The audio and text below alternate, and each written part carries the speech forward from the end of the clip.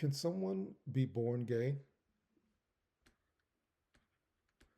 That is a super controversial topic, and it's one that you will get strong opinions one way or the other. On one side, you'll have people who will swear up and down that they were born gay, they were gay as long as they can remember, and it's their reality, it's their truth. And there are others who swear up and down that it's a choice. You choose to quote unquote be gay. I don't know the answer. I don't know if there's any definitive proof scientifically one way or the other. But I do want to point out a verse that I came across, and I think it bears more study and a closer look. It's in the book of Matthew, if we scroll down to verse 12. Now, before we start, this is in context. Um, Jesus is disputing with the Pharisees, who, in verse 3, they asked him, the Pharisees also came unto him, tempting him, saying unto him, is it lawful for a man to put away his wife for every cause? So, um, the law of Moses did have extreme exceptions to put uh, divorce a wife, but it was pretty rigid. They were trying to trick him into trip him up over the law. In essence, Jesus was saying that there really is no cause for divorce, and that once you're married, it's a lifelong commitment. Uh, in turn, he also says it is better not to marry, so that you won't have to be in a commitment. If I'm be so liberal in paraphrasing, either way, um, I want to read the verse 12. The verse 12 states that, for there are some eunuchs which were so born from their mother's womb, and there are some eunuchs which were made eunuchs of men, and there be eunuchs which have made themselves eunuchs for the kingdom of heaven's sake. He that is able to receive it, let him receive it. I want to point out, it should be pretty obvious that there are three senses of the word eunuch here. The first sense, eunuchs that were born eunuchs. It says here, which were so born from the mother's womb. It's pretty clear there. In the second sense, there were some eunuchs which were made eunuchs of men.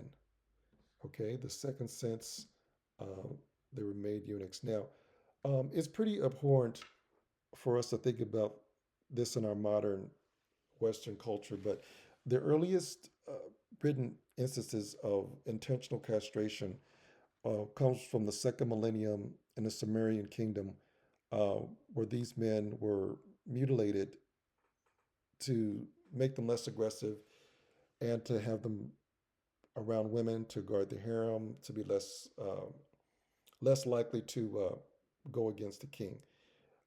As terrible as it is, that was how things were back then, unfortunately. So obviously, that's not in common practice today, but it was a reality back then. Um, so they were made eunuchs. The third case, it says, there be eunuchs which have made themselves eunuchs for the kingdom of heaven's sake.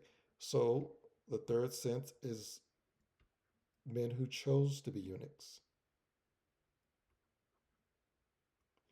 Now, as with any word or many words in the English language, they have many senses and many meanings, as we see here. Um, Eunuchs were men in the royal court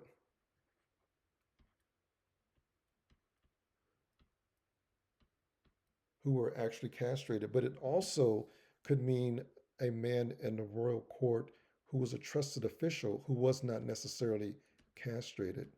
It could mean a trusted official. Uh, a possible example of that is Potiphar in the Joseph story in the book of Genesis. He was actually married, but he, in some version, was called the eunuch.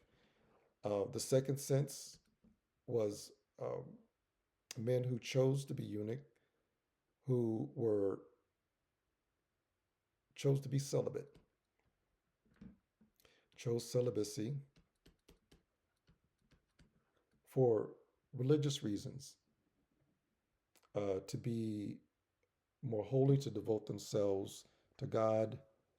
I believe that's what it's saying in the third sense. But the other sense, you have men who were born eunuchs and they, for whatever case, were either unwilling or unable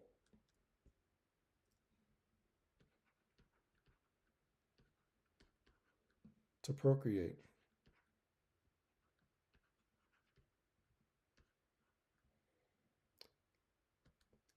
And that's the point I think we should look at. Not, and clearly it doesn't say that they were homosexual because that it doesn't say that there. It just says simply that they were eunuchs, and we can't make the case that a eunuch was someone who didn't like women but like men. But I do think it bears study, and I think it would behoove us to take a closer look to see what this really means and what could mean for the church and for believers. But anyway, I'm actually more curious to put that out there for anyone who does have experience, who does have the wisdom that could add their knowledge to what this may mean to them. Anyway, I'd appreciate some responses.